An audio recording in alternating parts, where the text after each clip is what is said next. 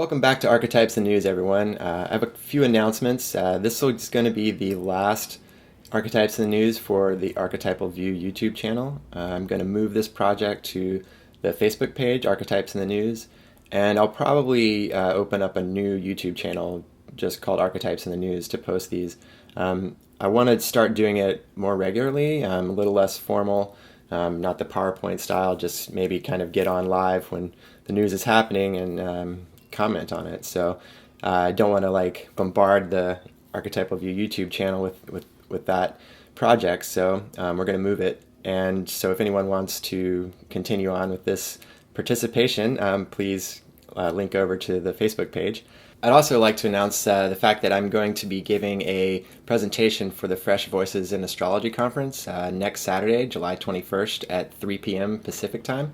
And it is a free conference for 48 hours, and my talk will be on what is astrology designed to do. So if you have any interest in that, there'll be a link in the description below to find out more about it. So we're going to look again at the Saturn-Pluto complex. I know I've focused a lot on this and on Donald Trump, but I feel like it's the most important archetypal complex at play at the moment and deserves this level of attention. So the reason I started this project was to hopefully shed light onto the difficult to understand news stories that we are experiencing. I believe that the archetypal perspective sheds a tremendous amount of light onto the interiority of why these phenomena are manifesting at this time. So we're going to look this week at the really disastrous immigration policy that Donald Trump implemented last month, and we are going to also take a look at the Saturn-Pluto complex and the tendency to psychologically split and to project onto what we perceive as other outside of our Saturnian boundaries. We project this Pluto sense of evil onto the other, and ultimately how this is an illusion according to national identity. So when I started researching this because of Donald Trump's policy, some really amazing news came to my awareness that I wasn't really conscious of prior to doing this research. So it's rather shocking. It wasn't easy to hear, and I don't imagine that it'll be easy for you to hear.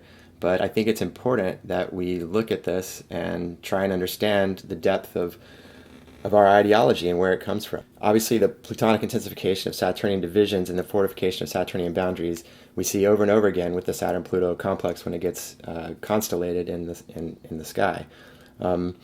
So we again are seeing that here today with Trump's policies and his rhetoric in Europe just a couple of days ago. So we'll take a look at that. And what we're going to start with is this clip from Noam Chomsky, who sheds light on the ideological roots of racism in the United States and where it actually comes from. So let's take a look at that. The United States has had 4 presidents who've received the Nobel Peace Prize. I haven't checked, but I presume that's a record for heads of state. And all 4 have left their imprint on Latin America, on our little region over here that has never bothered anybody. So let's start with Theodore Roosevelt, first one. Roosevelt was a shocking racist. I don't use the analogy lightly, but it's a fact that you have to go to the Nazi archives to find anything similar. So here's a couple of his examples about our little region here. The expansion of the peoples of white or European blood during the past 4 centuries has been fraught with lasting benefit to most of the peoples already dwelling in the lands over which the expansion took place. That's despite what the remnants of Native Americans or blacks or Filipinos or others might mistakenly believe. Actually, genocide denial has been a leading and highly valued feature of the intellectual and moral culture in the United States, and remains so right until the present. striking examples right today. With regard to the conquest of half of Mexico, Roosevelt explained that it was inevitable and in the highest degree desirable for the good of humanity at large that the American people should ultimately crowd out the Mexicans. It was out of the question to expect Texans to submit to the mastery of the weaker race. And of course, stealing Panama from Colombia was also in the highest degree desirable for the good of humanity. I won't go on with Teddy Roosevelt, whose statue graces Mount Rushmore. Towns with names like San Diego and San Francisco, it's, the U.S. Conquered almost half of Mexico. First it took Texas, stole Texas for the reasons that Roosevelt explained. You can't allow the Texans to be under the rule of a weaker race. And then conquered Mexico. That was with strong support from progressives, like Walt Whitman, the national poet, leading progressive. He wrote something about what has miserable, weak Mexico to do with the future of the noble human race. You have to remember that this was a period, and unfortunately it's not over, but this was a very overt period of extreme racism. There was an Anglo-Saxon mythology that had been developed. It was developed in England, 15th century, and so on. And then it was picked up in the United States. But the basic story goes back to Tacitus, that there was an Aryan race which suddenly appeared, somewhere around where Iran is. And they were just a different species, tall, blonde. You go back a century, the biologists were showing that their heads were rounder, which is better to be a round head. And they were unique, blue-eyed, blonde, conquered everything, great commitment to law and freedom and so on. And they emerged there, and then they started moving. They moved west. Everything's got to be west. So they moved to Germany, to the Black Forests, and there they became the Teutons, who were a perfect race. The real good ones just exterminated everyone, so they kept the purity of the race. And the good ones became the Angles and the Saxons, who went to the English Channel and then crossed it and exterminated everyone, and they maintained racial purity. They didn't get rid of all the Celts. Some of them hung around in Ireland and places like that, but they did a pretty good job of it. And then after that, they went to, the colonists came to America, going west, and that's us, we're the Anglo-Saxons. And you get it in Thomas Jefferson, it's universal in the 19th century. We're the Anglo-Saxons. Jefferson and others thought we ought to go back to the 8th century before the race was poisoned by immigration to England from elsewhere than the Norman conquest, when they had the perfect system of laws and the most just so-and-so. And then by the time you get to, and of course the Native Americans, well, obviously an inferior race, so therefore it was right to exterminate them. And as Roosevelt pointed out in the quotes that I mentioned, they were the beneficiaries of our exterminating them, just like the Filipinos and so on, because that was a sacrifice to create a superior race and so on. I mean, racism in the United States is not just anti-black racism. It's far deeper. And that's why every wave of immigrants has been treated with real racial abuse. I mean, take, say, Boston, a century ago now, a century and a half ago in Boston, the Irish were considered like dogs. You'd have restaurants with signs saying no dogs are Irish. And the average lifespan of an Irish male was, I think, under 20 years old. And the so-called Huns were treated the same way, everyone from Southeastern Europe, the Jews. The worst were the Chinese. The first total racial exclusion act was against the Chinese. They were afraid of them. Okay, so we can see there that there's a tremendous amount of unconscious racism that is just in the white people of America and of Europe. It is an unconscious dimension of who we are, and it goes back, it's the same Aryan ideology that Hitler used to try and exterminate the Jewish people. So this is something that is unconscious in us that led to the genocide of the Native American Indians, the conquering of Mexico, and the way that we have treated Central and Latin America since that time. We have treated them as second-class, inferior people since we first moved onto this continent. Now, here is Donald Trump just a couple of days ago repeating the exact same sentiments. My father Germany, my mother Scotland. So I have great love for countries in Europe. I think what's happened to Europe is a shame. I think the immigration, allowing the immigration to take place in Europe is a shame. I think it changed the fabric of Europe.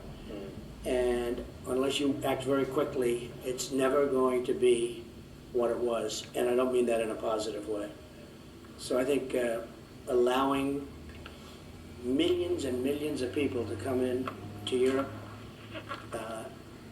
is very, very sad. I think you're losing your culture. So this is straightforward racism. Whether he's conscious of it or not, Donald Trump is a racist. And he has the Saturn-Pluto-Mars alignment in his natal chart that supports that same type of divisive rhetoric, the Saturn boundaries, the projection of evil, and with Trump, he's got Mars there, so you get it in this like militant way. So this is why I'm bringing this up, is because we're in the Saturn-Pluto alignment now, and for the next 3 years, from 2018 through 2021, and it is why we're seeing people defend the separation of immigrant families at the border when they otherwise would not do that. They are getting caught up in the Saturn-Pluto complex and putting up boundaries, thinking the good's on the inside of their boundaries that they're projecting, and then they're projecting evil onto what's outside of the perceived boundaries that we are constructing. And you see this over and over again throughout history. This is like, let's go back to the Immigration Act that Noam Chomsky just mentioned in 1882. This is the first Immigration Act against Chinese people. What was happening? Saturn-Pluto conjunction. So right there at the beginning of our racist immigration policies, and this is the Saturn-Pluto conjunction before World War I, we implement the first Immigration Act that is a racist policy against Chinese people. So we go to World War I, the Saturn-Pluto conjunction. You get the divisiveness throughout the world again. World War II, Saturn-Pluto square. The founding of Israel and the division of Pakistan and India, Saturn-Pluto with Mars. And you can see it consistently with Israel's wars every 6 to 9 years, Saturn-Pluto conjunctions, which I've covered in other episodes. So this is really interesting. I found this out.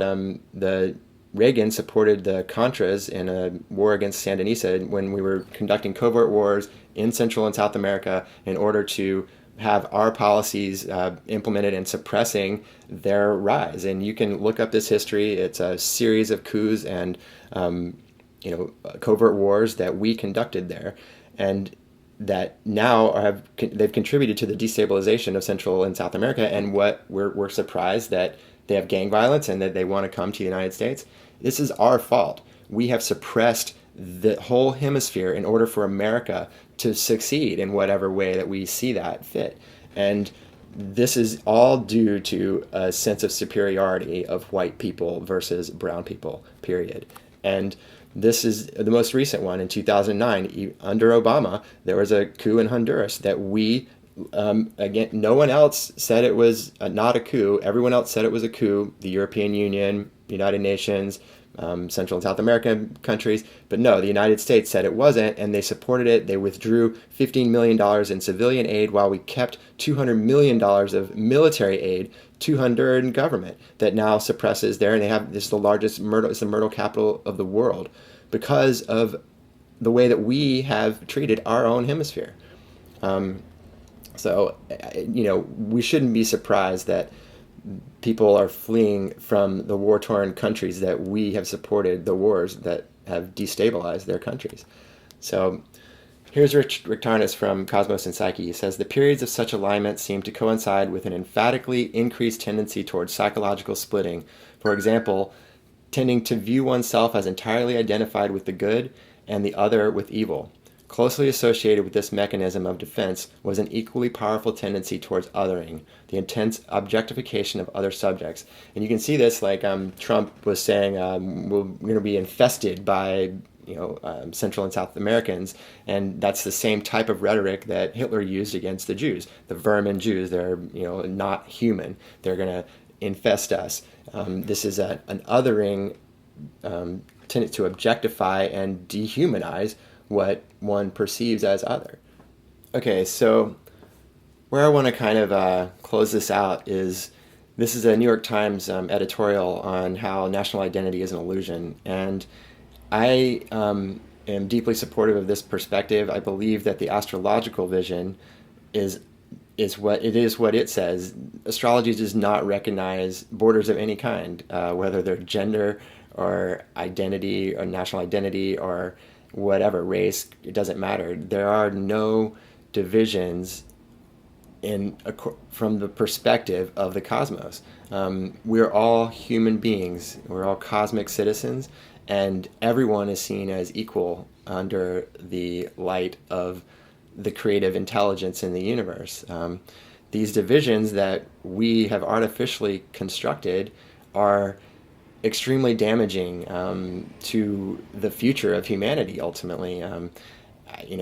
They're a necessary process. I'm not saying that things are happening not for a reason, but these are all divisions that we need to transcend, because they're not real, they're illusions, and the future won't recognize them.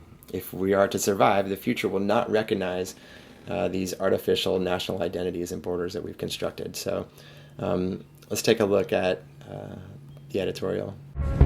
Nationality feels so powerful. We fight for our country, we cheer for it, we draw our values from it. It's a big way many of us describe who we are, but it didn't used to be.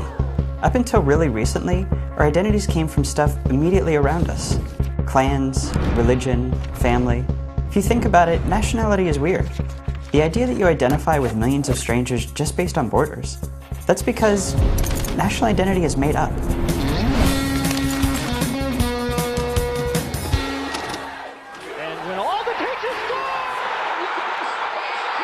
National identity is the myth that built the modern world, but it also primes us for dictatorship, racism, genocide. Today, we're fighting over whether to keep that kind of national identity. To understand why, you have to see how new this idea is. So you think you know what France is. It's a place united by the French language and the French ethnicity, right? But as of the French Revolution, half of the people there could not speak French. Only 1 in 8 spoke it well. These are the languages that people spoke, just a patchwork that didn't line up with borders. We know from modern genetics that ethnicity didn't line up with borders either. National identity became the idea that language, race, and borders should add up to a country. Nations can't admit they're made up, so they invent a national mythology that says they've been like this forever.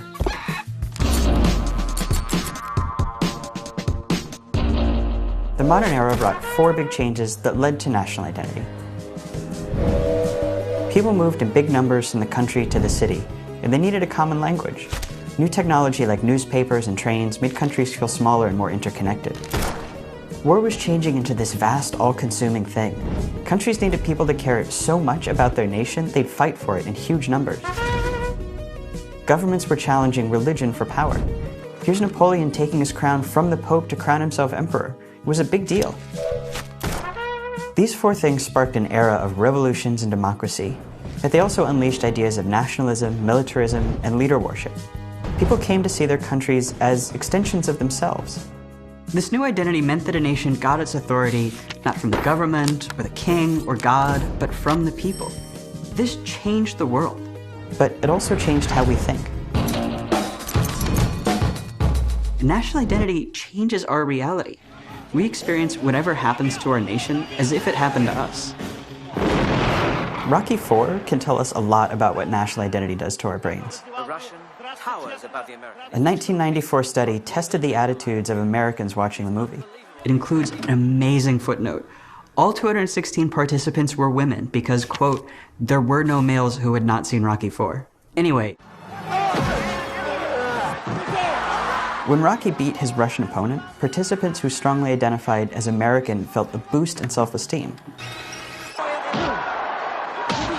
When they were shown re-edited footage to make it look like Rocky lost, they felt a drop in self-esteem, and they became likelier to hold negative views about Russians. But when they said something bad about Russians, their self-esteem recovered. And when we feel threatened, it makes us want to humiliate and dominate the outsider. That dynamic doesn't just apply to individuals. It can apply to whole societies. But this can drive war itself. One study found that any country whose team plays in the World Cup becomes likelier to launch attacks abroad. That hostility also plays out against minorities and migrants who don't fit the national myth. It only took a century for these problems of modern nationalism to culminate into World War II, something so terrible it convinced the world to try a new kind of national identity.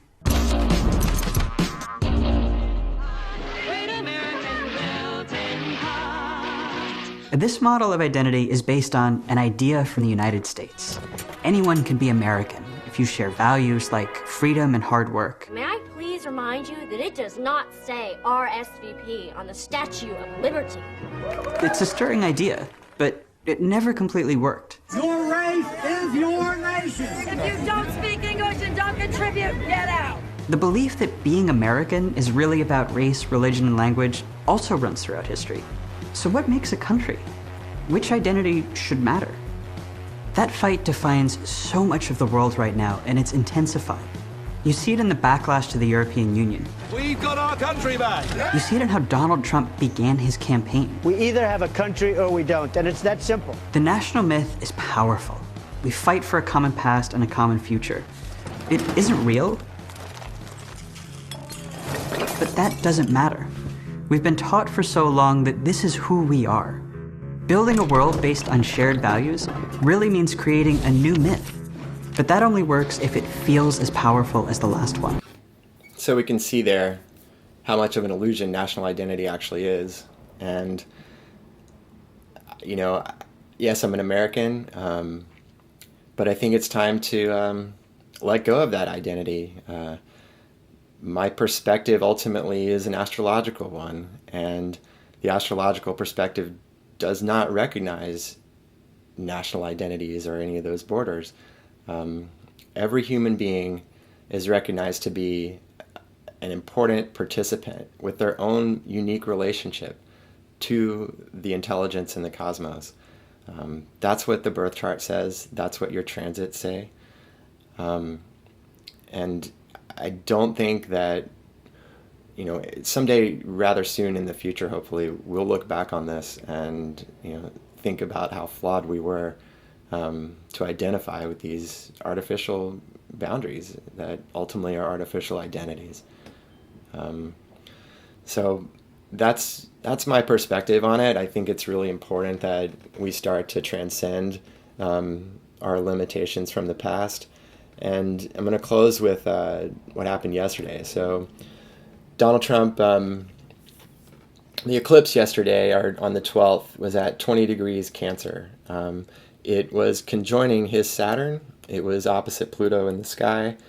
And the 12 indictments that came down from Robert Mueller are extremely detailed, and they are leaving open the possibility and more likely the likelihood for Americans to be indicted, most likely Roger Stone, potentially others, for actual collusion, actual conspiracy to commit a crime with the Russian government. And what I've been, pointing out this whole time about Trump is his lack of integrity, integrity corresponding to the archetype of Saturn, and his inability really to say the truth. He is a pathological liar and does not seem to be able to stick to it. And I believe it is going to be revealed. I've been saying it for a while, with the Saturn-Pluto conjunction going to be exactly opposite his Saturn. But the fact that the eclipse happened on the 12th, the 13th, the day before of the indictments that came down, I believe we are beginning to see the the shadow of his shadow, the opening, the revelation, the revealing of the depth of his lack of integrity. And I believe this will continue to happen, and at some point, even the Republican lackeys that continue to enable Trump will not be able to do so in the face of the American people that will broadly see the deception that we have been under for the past 2 years. So anyway, that's my opinion on it lately. Like I said, this is the last Archetypes in the News for the Archetypal View YouTube channel, and we will move this project to Facebook and potentially open a new YouTube channel for it completely. So I hope this has been helpful. I hope it hasn't been too disorienting, but I feel as though these are important insights into the nature of who we are that need to come into consciousness so that we can recognize these shadow dimensions of our psyche and being, and so we can integrate them and move forward in a life-enhancing way that is ultimately healing for everyone. So it's been really wonderful to be with you. I've really enjoyed this project, and hope everyone's doing well, and we'll talk again real soon. Okay, take care.